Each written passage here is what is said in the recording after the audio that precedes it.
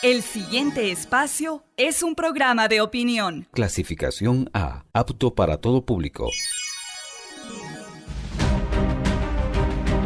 El análisis, la información, los temas de la actualidad y las tendencias están en una sola frecuencia.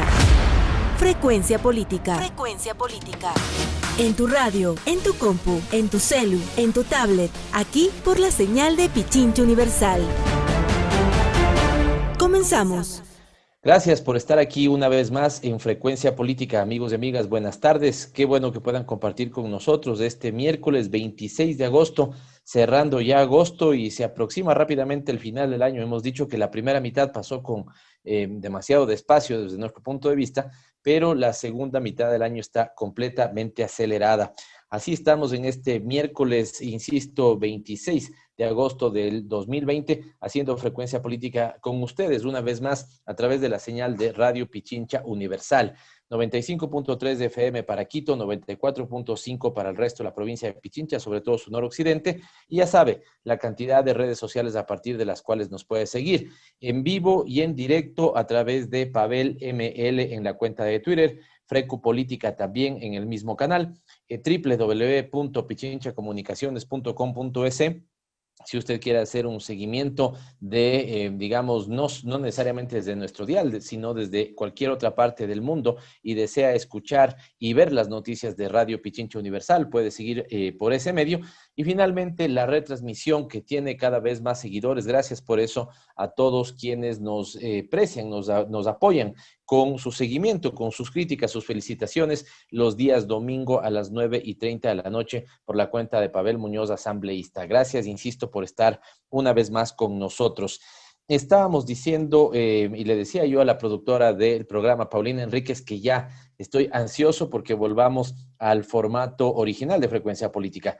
Recuerden que después del saludo, veníamos inmediatamente con digamos, un grupo musical, el invitado de la semana, invitada o grupo, lo que fuera. Y esto de alguna u otra manera rompía un poco la seriedad del formato o de hablar de política. Inmediatamente con María Belén Proaño hacíamos una co-conducción del programa, el plato fuerte de nuestro invitado y el minuto de ese. Hemos mantenido prácticamente lo mismo, pero de alguna u otra manera se nos dificulta un poco la nota editorial y la canción. Así que estamos en esfuerzos por, incluso con estos medios, hacer el formato original de Frecuencia Política. Esperamos sorprenderles prontamente, sea porque volvamos a los estudios de la radio o sea porque por estos mecanismos telemáticos, digamos, también lo podemos solventar. Dos cosas para comentar en la parte introductoria. El fin de semana, en realidad, entre sábado y domingo, los movimientos políticos hicieron sus procesos de democracia interna. Ahí hay un fuerte debate, ¿no? Porque algunos lo hicieron, pero no lo han notificado en sus páginas web. Pero en realidad tenemos, la información cambia además. 16 o 18, ya voy a verificarles la cantidad de binomios inscritos. Y esto habla de la altísima fragmentación que se ha provocado, sobre todo en estos 3 últimos años, el efecto de que todos se crean presidenciables, ¿no es cierto? Hombres y mujeres, aunque en realidad tenemos una sola candidata a la presidencia de la República, que es el caso de Cristina Reyes, hasta actual asambleísta del Partido Social Cristiano, pero da esta sensación que todos quisieran postular a ser presidentes de la República del Ecuador. ¿Cuánto de eso hay seriedad en su postulación? ¿Cuánto de eso está motivado más por vanidad en el escenario político? Lo sabremos juzgar con el desarrollo de las semanas, a ver cuántas efectivamente son candidaturas que ya se inscriben formalmente y cuántas superarán el 1 o el 2% de votación. Este es un debate que se ha dado respecto a la necesidad del fortalecimiento de los partidos políticos y las tendencias que esos partidos políticos representan. El Ecuador me parece que ha ensayado de todas las opciones institucionales y cambios en las reglas de juego para motivar el fortalecimiento de los partidos políticos, pero ya no es tanto un problema de reglas de juego electoral, sino que también está muy metida ahí los problemas de cultura política, o no voy a llamar los problemas de cultura política, porque eso sería también mirarla de manera normativa, creer que debemos ser como en otra parte del mundo. Algunos hacían una comparación y decían toda la cantidad de población que tiene Estados Unidos y solamente tienen 2 candidatos.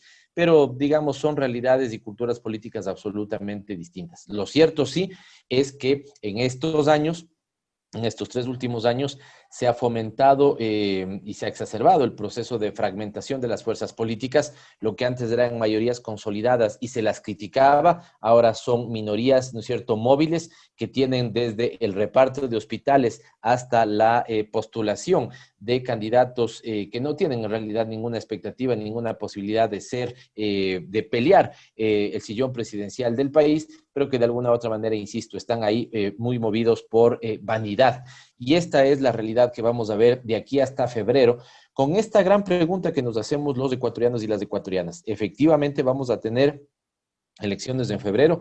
Esto es lo que debería pasar. No debería haber ningún sobresalto, pero algunos hemos levantado una voz de advertencia. Por lo tanto, a la ciudadanía decirle que esté muy pendiente de la consigna de defender la democracia, defender las elecciones y defender el calendario. Esto es lo que necesitamos los ecuatorianos y las ecuatorianas para poder solventar y superar los problemas que hemos estado enfrentando en estos 3 años y más de desgobierno por los que atraviesa el país y la sociedad ecuatoriana. Finalmente, el segundo comentario para hacer es que estoy apenado por lo que supone el proceso de investigación que se hizo, pero contento también por dar una respuesta al país sobre ese proceso de investigación. Me quiero referir a 10 entidades públicas, de estas 8 son empresas públicas que han buscado cerrarse y que se pretende su cierre sin el sustento constitucional y legal debido. La Comisión de Participación Ciudadana y Control Social de la Asamblea Nacional creó una subcomisión. En esta subcomisión participó el asambleísta Ramón Terán, la asambleísta Gloria Astudillo y participé yo también. Estos 3 asambleístas generamos un proceso para verificar si estas 10 entidades públicas que se estaban cerrando cumplían todos los procesos que supondría un cierre. Dejemos algunas cosas en claro de manera muy breve. Es el presidente de la República el que efectivamente tiene la facultad, y es una facultad legítima, que pueda cerrar instituciones o que pueda optimizar instituciones. No vamos a criticar esa facultad que la tiene, no estamos de acuerdo con la orientación política, pero la tiene. Ahora bien, para poder emitir los decretos ejecutivos que sustentan ese cierre, se tuvo que haber seguido algunos parámetros. El hecho de motivar, las decisiones públicas tienen que ser motivadas y la adecuada motivación es fundamental si no se quiere tener problemas constitucionales sobre esa decisión. Pero particularmente las empresas públicas deben cumplir un procedimiento o 2 pasos previos que están previstos en el artículo 55 de la Ley de Empresas Públicas. Y este artículo no se verifica que haya sido cumplido en el propósito de cerrar estas empresas. Estamos hablando, por ejemplo, de TAME, estamos hablando, por ejemplo, de Correos del Ecuador, ferrocarriles, centros de altos rendimientos, lo que antes era la empresa Yacha y que hoy se llama la empresa Siembra, y así algunas otras empresas. Así que hemos terminado el informe ya está presentado, tiene en total, y las estoy verificando ahora, 9 conclusiones que hemos puesto en conocimiento de la Asamblea Nacional, que van desde el tema de no encontrar que el principio de motivación esté adecuadamente sustentado, el no cumplimiento del artículo 55 de la Ley de Empresas Públicas, y para no extenderme más, un grave problema, yo diría, de transparencia. Se ha pedido información a varias entidades y estas entidades no necesariamente nos han entregado la información que permita ver cómo el gobierno nacional, teniendo, insisto, la facultad de cerrar empresas públicas, si así lo quisiera, yo soy crítico de esas decisiones, no por el cierre de una empresa pública. Qué bien que se optimice una empresa pública y si es que esta tiende a cerrarse, que se cierre. Pero si no se hace, digamos, siguiendo los parámetros que establece el propio marco legal, vamos a tener problemas. Y el segundo problema que vamos a tener es un problema de entendimiento. Las empresas públicas deberían rendirle réditos económicos al Estado, sí, pero también son igual de legítimas las empresas públicas que regulan mercados o las que prestan servicios esenciales. Así que, lastimosamente, esto no se ha entendido o no se entiende adecuadamente. Este informe está listo para ser conocido por la ciudadanía, pero sobre todo para que quienes están involucrados en el proceso de cierre y podrían ver afectados sus derechos laborales puedan tener en este también un instrumento y un apoyo para que hicieran sus procesos de, si ustedes quieren, de defensa.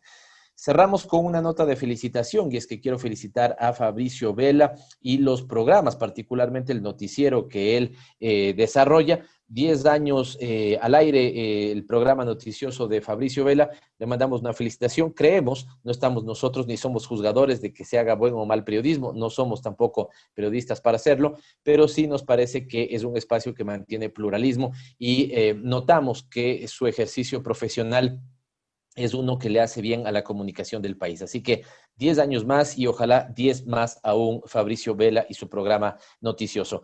El saludo de siempre para quienes hacemos Frecuencia Política, Paulina Enríquez en la producción, Freddy Rizzo en la, digamos, en controles y el apoyo técnico, y el gran equipo de Radio Pichincha Universal para llevar a ustedes Frecuencia Política. Venimos con nuestro invitado, ya les voy a presentar, le tenemos mucho cariño, es nuestro compañero, y vamos simplemente con la cortina para Dialogando con. Los protagonistas de la información aquí en nuestra cabina, en Frecuencia Política. Dialogando con. Efectivamente, gracias por seguir en nuestro siguiente segmento, que es Dialogando con, y nos acompaña el asambleísta Esteban Melo Garzón. Él es licenciado en Ciencias Económicas y Empresariales por la Universidad Complutense de Madrid y la Universidad Europea de Madrid. Tiene una maestría, es magíster en Derecho de Comercio Internacional por la Universidad Internacional de La Rioja, autor de varios artículos relacionados con economía del desarrollo y flujos económicos internacionales.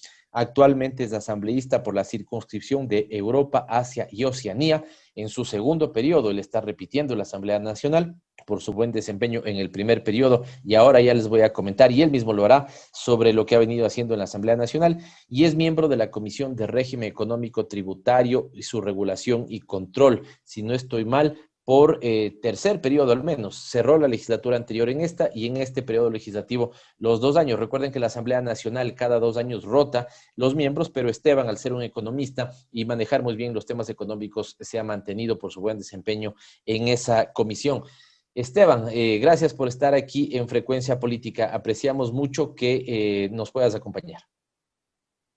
Bueno, Pavel, quien aprecia el haber sido invitado soy yo. Agradecerte muchísimo el poder estar aquí, y permíteme mandar un saludo y un abrazo solidario a todos los ecuatorianos, especialmente a aquellos que han sufrido el COVID, que han tenido familiares que han pasado por esta trágica situación. Gracias por eso, Esteban, pero yo te debo decir que en nombre de la ciudadanía también te devolvemos ese abrazo fuerte. Esteban perdió su padre, digamos, en el contexto de esta pandemia, un golpe muy duro para todos, pero para un asambleísta joven como él, un golpe también duro. Hemos podido conversar en términos personales y privados, así que te expreso, perdóname que lo haya hecho público, pero recibiste también el cariño de muchos ecuatorianos, muchas ecuatorianas, sobre todo aquellos a que representan, tus mandantes que están en Europa, Asia y Oceanía. Así que, Esteban, recibe ese abrazo también de parte de todos nosotros. Muchísimas gracias, Pavel. A todos aquellos que expresaron en su momento solidaridad, agradecerles muchísimo. Fue un bálsamo que permitió superar un poco el dolor, pero que sirvió de muchísimo para saber cuánto se llega a apreciar a una persona, y especialmente a mi padre, al cual espero que mi accionar le rinda un homenaje. Y le va a dejar muy orgulloso seguramente, Esteban. Y voy a tener que de alguna u otra manera, porque así también este programa topa elementos más informales, si se quiere, sobre todo al inicio con nuestro invitado. Y Esteban Melo es un joven ecuatoriano quiteño que al menos sus primeros años, hasta el inicio de su adolescencia, tú me corregirás, Esteban, estuvo aquí en Ecuador, en Quito. Y su padre, y esto es, digamos, motivo de orgullo y satisfacción para él, fue de estos ecuatorianos que después de la gran crisis del 99 buscó vida fuera. Esteban continuó sus estudios ya secundarios, vimos que tiene su grado en la Universidad Complutense, y es uno de los ecuatorianos que hace y hacía patria fuera de su patria, como solemos reconocer a nuestros hermanos migrantes. Y a partir de eso, Esteban, te quiero que nos cuentes por ahí, bueno, el proceso de haber ido a vivir a España, pero sobre todo para entrar en materia, porque le hemos invitado a Esteban para conversar lo que está pasando en ámbitos políticos. particularmente esta, digamos, absurda decisión de que ahora quienes, por ejemplo, se registran, por poner un ejemplo, alguien que pueda vivir en España, en Italia, en Estados Unidos y sea considerado para las listas nacionales, debería venir al Ecuador, ¿no es cierto?, presentarse ante las oficinas del Consejo Nacional Electoral y aceptar esa candidatura, violentando todo principio de tiempos modernos e incluso de principios constitucionales, que lo conversaremos con Esteban. Pero me callo y te paso la palabra, Esteban. Conéctanos las dos cosas, el tema de cómo fuiste a vivir a España, qué tal incluso la experiencia, pero ¿qué sentiste cuando veías que en el Ecuador se daba la posibilidad de que quienes vivían fuera de su patria puedan también ser representantes en la función legislativa de su patria? Bueno, lo primero, lo más importante es que creo que la historia de Esteban Melo, mi historia, es la historia de millones de ecuatorianos que producto de la desinstitucionalización de la falta de desarrollo del país, de la falta de oportunidades, tuvimos que buscarnos fuera. Y en mi caso fueron mis padres, a los cuales agradezco muchísimo las oportunidades que me brindaron. Una vez de allí nos íbamos relacionando y hay que tener un elemento sustantivo en torno a esto. Es que las personas son políticas. Quien diga que no es político simplemente no conoce la realidad, porque para poderte relacionar, para poderte desarrollar, tú necesitas establecer un conjunto de pactos con el resto de las personas. En ese sentido, nosotros fuimos de allá y no nos convertimos en entes aislados. En la propia España empezamos a participar en las organizaciones sociales, tanto de la comunidad ecuatoriana como las organizaciones generalistas, pero poco a poco fuimos avanzando, dando gracias a Dios a la oportunidad que me dieron mis padres. Yo pude estudiar, y en ese sentido también se puede decir que aproveché la oportunidad que me dieron. Muy bien, una vez que estudiamos ahí y del esfuerzo de mi padre, mira, yo recuerdo algo que me emociona bastante de mi padre. Yo recuerdo que mi padre tenía 3 empleos de 8 horas cada uno. Hasta el día de hoy me pregunto a qué hora dormía mi padre. Entonces, ese esfuerzo tenía que ser recompensado con el esfuerzo de sus hijos. Y creo que absolutamente todos lo hicimos, de distintas maneras, pero estuvimos ahí presentes. Bueno, pero para nosotros siempre estaba presente el Ecuador. Mira, Pavel, yo, si me permites, voy a contar brevemente por qué entré en política, en la política formal. Venía yo de organizaciones sociales. Había ayudado mucho en distintos ámbitos, con gente que está en situación de calle, con ecuatorianos a los cuales se les había vulnerado los derechos de allá, con situaciones de racismo, xenofobia, etcétera. Pero me di cuenta de una cosa que era fundamental, y es que para tú poder cambiar las cosas, las debías cambiar desde adentro. Siempre todos los jóvenes hemos tenido esa expresión de que la política es sucia, pero descubrí algo que es importantísimo. Y es que la política en realidad no es sucia. Lo que pasa es que hay sucios que empañan la política y que le hacen creer al resto que la política es sucia para quedarse ellos, para que las buenas personas no participen en política. Y evidentemente, si se quedan los sucios, lo que va a salir de ahí es una porquería. Y por eso es que les invito a todos los que nos están escuchando a que participen en política, sean partidarios o no de nosotros, de los miembros de la Revolución Ciudadana. Si tienen otro modo de pensar, bueno, es respetable, no lo comparto, pero lo respeto, pero participen entonces en esas opciones. Una vez allí, vimos cómo se abrían oportunidades en el Ecuador. ¿Y a qué me refiero con esto? Empezó un nuevo proyecto político que lo encabezaba en ese momento Rafael Correa Delgado, un hombre en ese momento poco conocido. Recuerdo que cuando yo entré en lo que era Alianza País en su momento, teníamos la opción del 2% de intención de voto. Entonces, evidentemente éramos un grupo de soñadores que queríamos cambiar las cosas. Y lo hice desde Europa, militantemente. Mira, Pavel, mi intención no era ser asambleísta, mi intención era apoyar, recuerdo, hasta noviembre del 2006, que fue cuando se dio la segunda vuelta, se daba la vuelta electoral, y mi intención era retirarme a terminar mis estudios de economía, porque yo estaba en la universidad, y es más, o sea, para mis padres era eso esencial y fundamental. Pero me fui quedando en el proceso porque el proceso y el país exigían cada día más. Entonces, de repente se abrió la posibilidad de una constituyente, vamos a por la constituyente. Después de la constituyente ya vinieron las elecciones generales y después tenían un conjunto de procesos electorales dentro del marco de democracia participativa que se desarrolló. Bueno, pues donde iba apoyando. Y en un momento dado los compañeros me propusieron que yo sea el candidato asambleísta por la circunscripción de Europa, Asia y Oceanía. Esto, que puede parecer casual, significa que la voz de los ecuatorianos que vivimos en el exterior se hacía presente en la Asamblea Nacional, algo que no había pasado.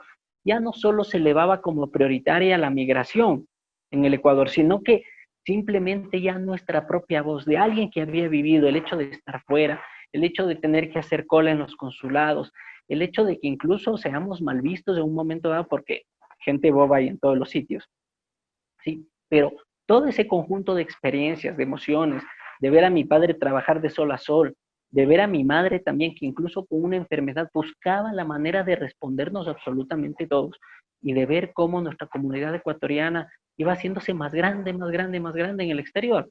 Mira, yo recuerdo algo muy claro de mis padres, es que llegaba gente a mi casa, mis padres tenían un piso humilde en un barrio obrero de Madrid, y yo recuerdo que mi padre, para ayudarles, lo recibía, y recuerdo que mi padre les daba su habitación, y yo con mi padre nos acomodábamos en el salón simplemente para que aquellos que lleguen estén más cómodos, porque detrás venía una carga emocional, una mochila súper fuerte, que era el haber dejado a sus hijos, porque las primeras que migraban eran ellas, haber dejado a su esposo, haber dejado al resto de los familiares. Y se buscaba generar ese bálsamo que a un momento dado nos fue devuelto el momento en el que falleció mi padre. Es una pena que estos años de un deterioro significativo de las relaciones políticas, me refiero sobre todo a los tres últimos, hayan golpeado tanto la imagen de los políticos. Y lo digo porque más o menos de esto dicen las encuestas, pero cuando usted escucha a Esteban Melo se da cuenta que los asambleístas, ¿no es cierto?, o un funcionario público es exactamente una persona de carne y hueso como usted, con los problemas que tiene el común de los ecuatorianos, ¿no es cierto?, y con las virtudes que tiene el común de los ecuatorianos.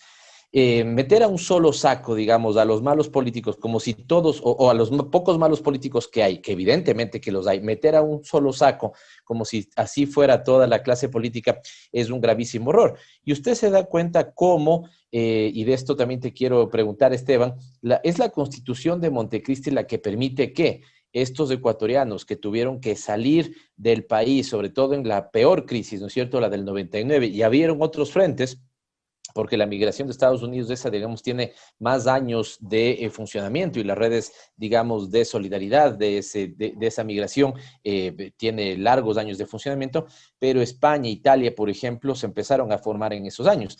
Ya que abriste una anécdota, déjame hacerte la mía también, Esteban. Yo estudié en el año 99 en España y en el viaje de ida, venía sentado al lado una chica, me parece que era incluso indígena. Digo, me parece porque no estoy seguro al 100%, ¿no es cierto? Aunque después hay algunos datos que pudieran haber confirmado eso. Cuando llegamos a España, después de los 10, 12 horas de vuelo, ella, voy a arrancar un papelito que tengo aquí, ¿no es cierto? Ya me va a poner en la mano. Y ella me dice, sobre todo para la gente que puede ver el video, ¿no? Me dice, discúlpeme, ¿usted sabe cómo llego a esta dirección? Y abre el papelito, ¿no es cierto? Así como yo lo estoy haciendo, es decir, ella venía con el papel encerrado en su puño, ¿no es cierto? Las 12 o las 10 horas de vuelo. Y ahí tenía la dirección de algún sitio en Madrid. Pues le digo, vea, también primera vez que estoy yendo, no conozco, no sé exactamente cómo ayudarle, pero usted a quién busca, tiene algún familiar, lo que fuera. Y ella era de alguna comunidad, no sé si de Tungurahua o Cotopaxi, en este momento no recuerdo, ¿no? Y era la primera vez, en esa ocasión, que iba a Quito. Es decir, ella no había conocido Quito y solo fue a Quito para tomar el vuelo, ¿no es cierto?, e ir a España. Y esto es evidentemente lo que, digamos, generó ese proceso detestable del año 99 con esa crisis económica, y la Constitución del año 2008 ya reconoce, Esteban, que permitió que esas personas encuentren un proceso de representación. Y para terminar, Esteban, te pregunto, porque hablaste de dos formas de hacer política, y qué bueno que lo hayas dicho. La una, dices, cuando fuiste parte de las redes de solidaridad, porque los ecuatorianos que llegaban allá empezaban a conectarse en el Parque del Retiro, es verdad, jugando, digamos, voleibol o ecuavoli, digamos, sería lo más preciso, vendiendo comidas, y entonces hay unas redes de solidaridad donde se está haciendo ese tipo de política, pero después también hiciste esta política formal de ser electo por tus mandantes, los hermanos y hermanas ecuatorianas ahí residentes en Europa, y vuelves al Ecuador. La ilusión sobre la institucionalidad que se había planteado, Esteban, ¿cuál era? Porque vamos a conversar de eso, los retrocesos institucionales, algo toparemos de persecución política, sobre todo la electoral, y veremos cómo ahora estos grandes logros que le permitían a los ecuatorianos residentes fuera del Ecuador postularse para, digamos, las elecciones legislativas, por ejemplo, hoy están entorpecidas por el simple deseo de proscribir a un actor político. Pero vuelvo a este tema.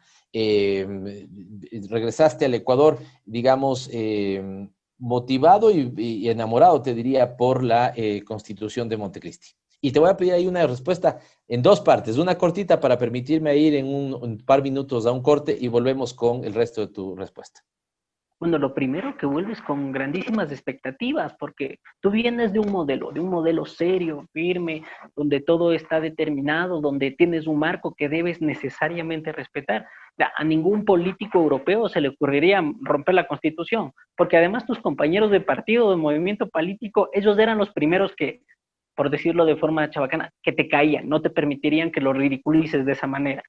Entonces, tú vuelves con todo eso y sabes que el Ecuador tiene un conjunto de riquezas, lo que vendría a ser conceptualmente las riquezas material que tienen un grandísimo potencial.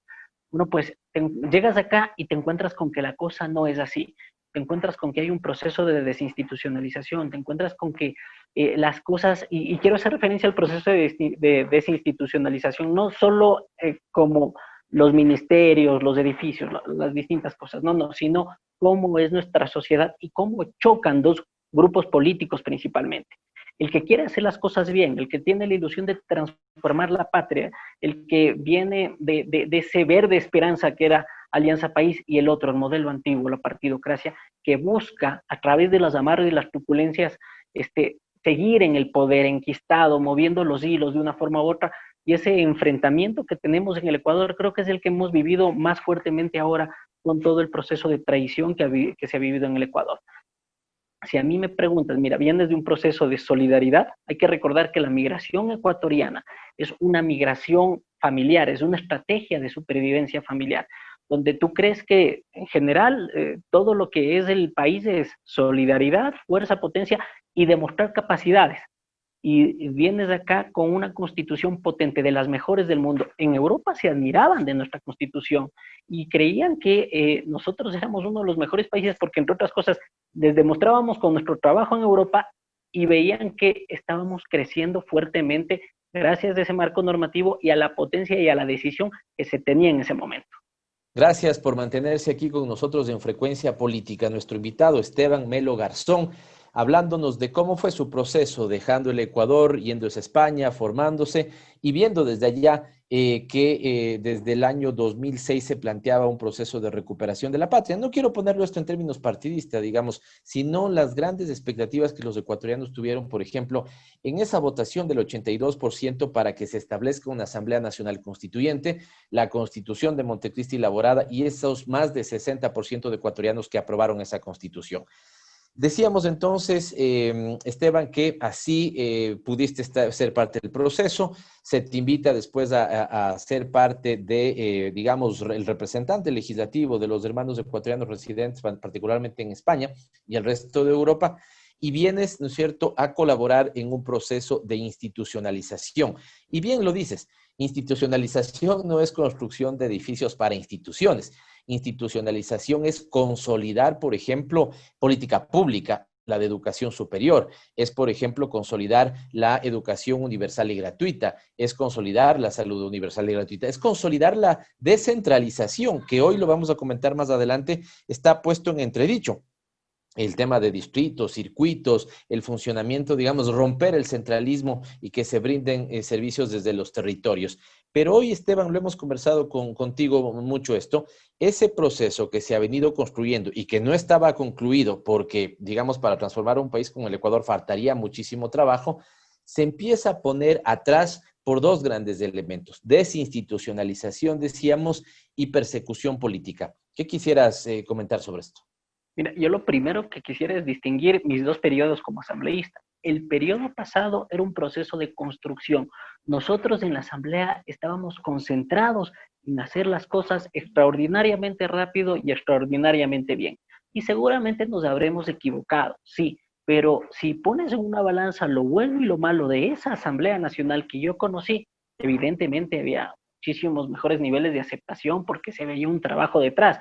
Tú tenías un colegislador con el que tenías que ser brillante, si no, pues simplemente quedabas mal, que era Rafael Correa Delgado. Entonces, tú buscabas, investigabas, te dedicabas a estudiar. Ahora, ¿qué es la Asamblea Nacional? Comparemos, mira, los datos de aceptación del anterior periodo llegaron hasta incluso al 53%. Ahora están por debajo del 3%. Entonces, la percepción de la ciudadanía es la que es, porque desgraciadamente esta Asamblea Nacional ha estado envuelta en escándalos, ha estado envuelta en problemas en distintas circunstancias que finalmente no han permitido hacer un buen trabajo en favor de la gente. Y las normas que han terminado saliendo simplemente han respondido al pacto y al reparto. Mira, Esteban, pero perdóname una cosita porque para que sigas en este tema que me parece sumamente importante y te lo pregunto porque tú estuviste en ese periodo, 2013-2017. Fíjese en ecuatorianos y ecuatorianas, lo que se quiso ver mal y se criticó que un presidente tenga mayoría en el legislativo y, por ejemplo, planteaba, Esteban nos contará eso, a ver, ley de economía popular y solidaria, voy a poner un ejemplo, o código de planificación, y todos se ponían de acuerdo con sus críticas, problemas, errores, lo que fuera, pero votaban por ese cuerpo normativo presentado por un gobierno que ganó las elecciones con una propuesta, tenía una mayoría. En cambio, hoy, Esteban, lo que se ha visto y lo que se escucha, que estamos igual todos investigando para que se pueda encontrar la verdad, es que hoy no pasa eso. Hoy, si el Ejecutivo quiere tener mayoría en su votación, hemos visto que hay las acusaciones de haber tenido que repartir hospitales para poder alcanzar esas mayorías, ¿no es cierto? O esas votaciones. Así que ese punto, no sé si lo quieres detallar un poco más, pero me parece esencial. Mira, Pavel, es que en el anterior periodo ni se te pasaba por la mente, ni se te ocurría. Era lo sucio que no se podía repetir. Y yo quiero hacer referencia a esto, ¿no? A lo malo que se puede estar generando alrededor. Mira, cuando pasan este tipo de cosas, cuando se da el proceso de traición, no a la revolución ciudadana, sino a todos los ecuatorianos, lo que te encuentras es que hay un proceso de desinstitucionalización. Cuando se violenta la Constitución de la República, cuando se violentan las leyes y las normas, simplemente pasa lo que el poder de turno determina. Y eso es malo. Y eso es malo cuando yo te hablo de institucionalización, quiero hacer referencia especialmente a la riqueza material. ¿Qué es la riqueza material? Es lo que tienen los países. Y tú, si te fijas en el Ecuador es un país rico. Y voy a hacer una comparación muy rápida. ¿Qué era Holanda antes de desarrollarse? ¿Qué era Reino Unido? Eran básicamente, con todo el respeto para esos países, pantanos. ¿Sí? Si tú comparas la riqueza que tiene Holanda en su territorio y la que tiene el Ecuador es inmensamente rico. Pero ¿por qué Holanda se desarrolló? ¿Por qué tuvo ese proceso de industrialización? ¿Por qué la gente creyó en Holanda y creyó en Reino Unido? Muy sencillo, porque se respetaban las instituciones y la mayor institución que tiene un país es su constitución, es ese pacto. Tú cuando vas a un tribunal holandés o un tribunal británico, tienes más certeza de que es algo objetivo, ¿no? Que si tienes la razón vas a ganar. Eso no pasa aquí en el Ecuador, porque además hemos vivido un proceso de persecución que ha tenido tres ramas, una administrativa, una judicial y una electoral. Y esas tres ramas han hecho muchísimo daño al país, no solo a los personajes que han sido perseguidos, sino a todos los ecuatorianos. El año pasado el Ecuador, sin pandemia, sin nada, tuvo una reducción del 154% en la inversión por una cuestión muy sencilla. Imagínate un empresario internacional que quiere venir al Ecuador y ve que a sus distintas autoridades, al vicepresidente, al expresidente, a compañeros, compañeras asambleístas, les generan un conjunto de arbitrariedades. Ese señor, ¿sabes qué te dice? Yo con mi plata no voy para allá. Si a ellos que son autoridades les hacen eso, a mí con mi plata, ¿qué me harán? Entonces no viene y por eso la gente no cree en el Ecuador. Desgraciadamente, ese asaltar las instituciones como lo hicieron con la consulta mañosa, lo único que hizo es generar incertidumbre y daño a todos los ecuatorianos. Lo que la gente quiere es certeza, este gobierno ha sido de incertidumbre, lo que la gente quiere es saber el marco en el que se mueve y aquí se ha violado la Constitución constantemente. Ahora lo que pretenden es constantemente sustituir la Constitución de la República con leyes. Lo han hecho con el Código de la Democracia, lo hicieron con la Ley de Ayuda Humanitaria, violentando el derecho a los trabajadores, lo han hecho con la Ley de Ordenamiento de las Finanzas Públicas, donde directamente por cumplir con los tenedores de deuda, con los especuladores, ya ni siquiera con el Fondo Monetario Internacional, sino directamente con los especuladores de la deuda ecuatoriana, violan la Constitución de la República, y terminan incluso generando reglamentos que pretenden proscribir a la mayor fuerza política del Ecuador, a grandísimos personajes políticos que tenemos en el Ecuador, y afectando a los ecuatorianos que tenemos el derecho a poder participar políticamente y a poder elegir libremente. Entonces, ante eso, lo único que tienes es un proceso en el cual se termina destrozando el país, y ahora estamos viviendo las consecuencias. Las consecuencias de todo eso es mala política pública que nos ha costado incluso vida. Antes de llegar a ese punto, porque vamos a comentar de eso, pusiste la semana anterior una, digamos, demanda, queja, un señalamiento en la Corte Constitucional para defender el derecho de los ecuatorianos de poder, digamos, o sea, no cometer esta barbaridad, tener que acercarte a las oficinas de la autoridad electoral para aceptar una candidatura. Y vamos a conversar de eso. Pero pusiste un elemento bien interesante y es, dices, cuando uno va a una corte en Holanda, por ejemplo, ¿cierto? Y los jueces dan un fallo, ese punto, se acabó el tema porque la gente cree en esa institucionalidad y en lo que los jueces representan y ellos están impartiendo justicia. Vamos a ponerle un ejemplo a la gente que nos escucha. La computadora desde la cual yo estoy en este momento conectándome para hacer este programa, supongamos que Esteban dice, esa computadora es mía. Yo digo, no, esa computadora es mía. Vamos de un juez. Yo tengo que presentar, ¿no es cierto?, no pruebas como una factura que sostiene o sustenta que yo me compré esta computadora, no una escrita en un vuelo de Quito a Guayaquil, sino una factura real que sustenta esto. Esteban, digamos, eventualmente no tiene documentos, un juez verifica y dice, a ver, no, aquí lo que tenemos es que el señor Muñoz sí logra tener pruebas que evidencian que la computadora es de su parte y el juez sentencia y dice, la computadora es del señor. Pero ¿qué pasa cuando la gente, y esto es terrible porque cuando vemos las últimas encuestas, Esteban, no sé si quieres referirte a esto, la asamblea tiene niveles de credibilidad del 3, del 4, del 5% según la encuesta. Y esta es la peor calificada, y los que están en penúltimo lugar en calificación son los jueces. Entonces, imagínense en este problema de tener una disputa sobre quién es esta computadora, vamos donde un juez, el juez falla y la gente no le cree. Por lo tanto, nos volvemos a quedar de quién mismo es la computadora. Este ejemplo que he tratado de poner ahí y que Esteban lo está explicando en detalle, son los problemas de desinstitucionalización. Y esto se genera, bien lo dices Esteban, desde que con esa consulta que debió pasar por un dictamen de la Corte Constitucional y no pasó, generó un proceso de transitocracia que tú dices ha desatado un proceso de persecución con 3 aristas. Déjame sumarte una cuarta, tú dices administrativa, judicial, electoral, yo te sumo la comunicacional también. Así que esta persecución política, además, fíjate, esta misma radio, la radio desde la cual los pichinchanos y las pichinchanas estamos escuchando este programa, quiere ser cerrada ahora por una supuesta, digamos, es decir, el gobierno de los aires de libertad pretende, ¿no es cierto?, incidentar a la voz de los pichinchanos y las pichinchanas, que es Radio Pichincha Universal, porque no le gustó lo que se dijo de parte de la ciudadanía en un determinado programa, pero se hablan y se dicen y se presentan como defensores de la libertad de expresión. Pero además, uno debería saber que la política está llena de un conjunto de adjetivos calificativos, pero cuando ellos lo dicen no pasa absolutamente nada, pero cuando lo dicen otros, ahí sí elevan su voz de protesta. Yo recuerdo que había una ley de comunicación que regulaba perfectamente estos espacios y nos permitía tener mayor nivel de convivencia. Solo por proteger a los medios de comunicación, por hacer lo que decía el poder de turno, bueno, pues ya lo cambiaron. Pero eso tiene un problema cuando las cosas se hacen en función al poder de turno. Basta que cambie de manos el poder para que cambien las condiciones para todo. Eso genera muchísimo mayor nivel de incertidumbre. Mira, Pavel, cuando tú analizas todos los casos, ves que hay dificultades para poder participar. Sí, lo que tienes es, a ver, ¿de dónde viene toda la persecución? Y voy a centrarme especialmente en el tema electoral.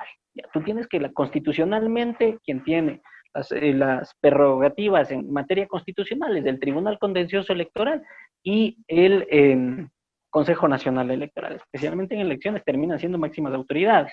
Pero resulta que ese Tribunal Contencioso Electoral permitió que se asalte Alianza País. Luego no permitió que inscribamos la Revolución Ciudadana.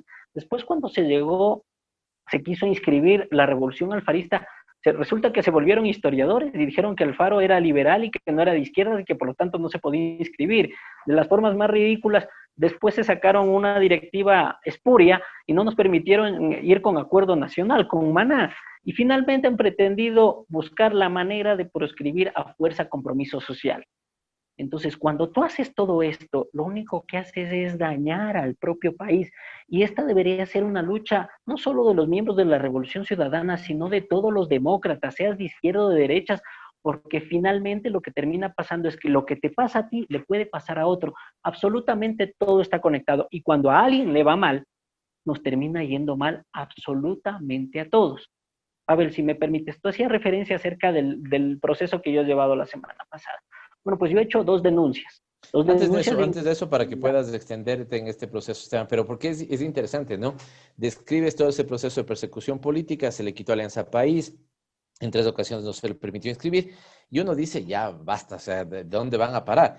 Y la cereza del pastel es que al candidato, ¿no es cierto?, porque esto tiene nombre y apellido, Rafael Correa Delgado, hacen una reforma de los reglamentos, ya ni de la ley ni nada, sino de los reglamentos. ¿Para qué? Si se le plantea la candidatura, como se le ha planteado la candidatura para la vicepresidencia, la puede aceptar por estos medios, pero el momento, o más bien dicho, se puede inscribir por estos medios, pero el momento de aceptarla debería, ¿no es cierto?, presentarse, estar físicamente para que eso suceda. Déjame simplemente, Esteban, ponerte este ejemplo. Es como si alguien de Loja, y esto creo que vulnera el principio de que el Estado es unitario, pero se gobierna de manera descentralizada. Alguien de Loja va a participar como candidato de la lista nacional de asambleístas, pero tiene que venir a Quito, ¿no es cierto?, para, digamos, aceptar esa candidatura. Esto violenta, digamos, el derecho de participación política de estos actores y con sano juicio has puesto una demanda constitucional sobre este tema, Esteban.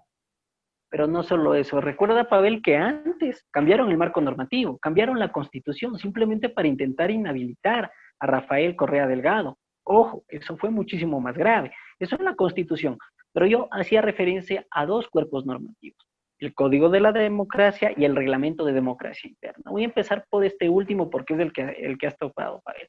A ver, ¿qué es lo que te terminan diciendo? Lo que te dicen es que cualquier ciudadano que quiera presentarse a una elección de carácter nacional, somos un solo país, ojo, no somos una federación, no somos nada de eso, ya, tiene que presentarse en la coordinación nacional técnica ante un delegado de ellos para aceptar la candidatura. Pero esto encima es contrario al propio reglamento en el cual aparece esto, porque lo que te dice es que las acciones de carácter democrático interno de los distintos partidos y movimientos políticos se pueden hacer de forma telemática, pero este trámite lo terminan determinando como indelegable, personalísimo y que se tiene que generar en unidad de acto. Esto es discriminatorio. ¿Por qué? Porque termina afectando el artículo 11 de la Constitución de la República, el cual te dice que no se puede ser regresivo en derechos, pero por otro lado también no te permite, termina siendo discriminatorio por tu condición migratoria. Entonces, ante eso nosotros hemos dicho, a ver, se supone que existe un principio de igualdad formal, pues, un principio en el cual tú y yo, cualquiera, puede presentarse a elecciones. ¿Qué pasa si no tengo para el pasaje, Pavel?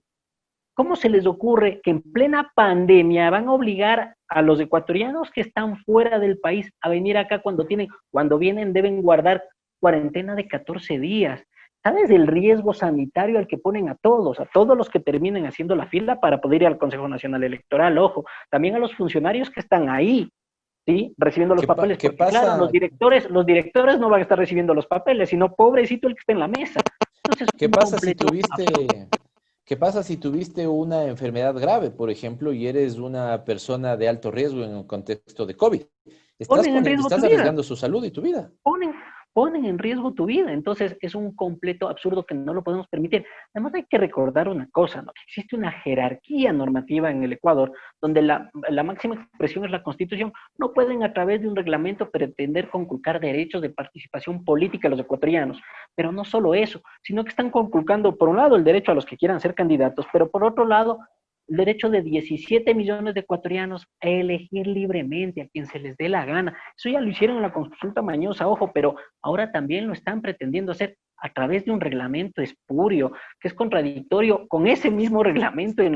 Si tú comparas concretamente el primer y el segundo inciso de ese reglamento en el artículo 9, es contrario al inciso tercero de ese mismo artículo, ¿ya?, donde te dice que las cosas pueden ser telemáticas, un completo absurdo. Pero mira, Pavel, Y yo también demandé al Código de la Democracia, por una sencilla razón. Concretamente el artículo 95, al inciso segundo, donde se establecen las reglas para terminar siendo candidato. Y es muy triste que esto lo haya hecho alguien de la bancada morenista que representa a los migrantes. ¿Qué es lo que te dice este artículo? Te dice, y voy a ir Claro, directamente porque Jimena Peña, representante de los ecuatorianos en Estados Unidos, es la que estuvo al frente de las reformas del Código de la Democracia. exactamente, y quien está al frente de las reformas del Código de la Democracia puede acoger un texto o no, y eso es lo que finalmente se vota. Nosotros como Revolución Ciudadana nos abstuvimos de votar esto porque evidentemente era regresivo en derechos. ¿Qué es lo que te termina diciendo? Y esto afecta a todos los ecuatorianos. Afecta primero a los ecuatorianos con voto facultativo, pero finalmente termina afectando a todos los ecuatorianos y especialmente a los migrantes, porque resulta que te dice que para tú poder ser candidato de un determinado sitio, debes constar en el registro electoral y haber sufragado en ese sitio. Ahora yo te pregunto, Pavel, ¿qué pasa si el día de las elecciones te enfermas? Simplemente no votas, pues. O sea, porque imagínate que alguien se contagia en este momento de COVID. No va a ir a votar. Eso ya le inhabilitaría para que en las siguientes elecciones termine siendo candidato. Eso es un completo absurdo, por Dios. Eso es conculcar derechos fundamentales de los ecuatorianos que están recogidos en la Constitución. Mira, vulnera tu derecho a participación política, el principio de igualdad formal, la no restricción de derechos, termina siendo discriminatorio, sea por condición migratoria, por situación de enfermedad.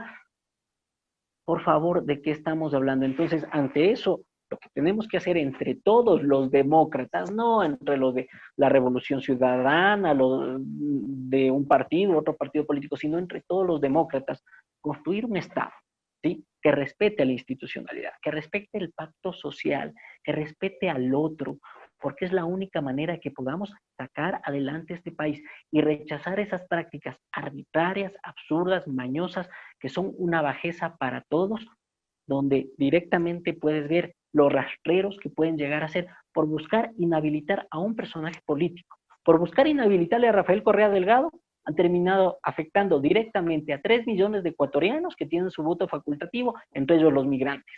Y no les importa absolutamente nada, incluso poniendo en riesgo la vida de ellos. ¿Cuánto daño le está haciendo al país esta legislación con dedicatoria, como dice Esteban Melo, ¿no es cierto? Y este proceso que lo vendieron como descorreización, que al final ha significado un proceso de grandes deterioros de la institucionalidad, la economía, el empleo. Ya hemos comentado estos temas y es por eso que los ecuatorianos están con tanta mala percepción de cómo está su situación actual y lastimosamente están muy pesimistas también de lo que venga. Cierro con 2 preguntas muy cortas. Esteban nos ha venido, como siempre pasa en este programa, nos queda corto para conversaciones tan interesantes. Bueno, presentaste esto, está calificado. 2 preguntas ahí al hilo. ¿Tienes alguna expectativa de que, cómo crees que te va a ir, digamos?